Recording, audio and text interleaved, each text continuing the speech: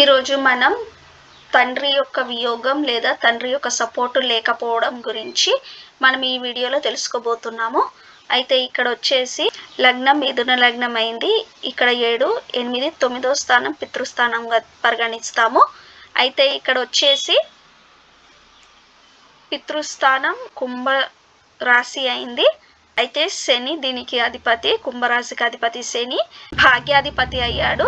So భాగ్యాధిపతి అయిన శని అష్టమంలో కానీ లేదా నీచంలో పడ్డా కూడా, లేదా 12వ స్థానం పొందినా లేదా షష్ఠ స్థానం పొందినా కూడా తండ్రి యొక్క వియోగం లేదా తండ్రి సపోర్ట్ లేకపోవడం, తండ్రి నుండి అనుబంధం లేకపోవడం లాంటివి జరుగుతాయి, లేదా తండ్రితో శత్రుత్వం లాంటివి జరుగుతాయని మనం ఈ వీడియోలో గమనించవచ్చు.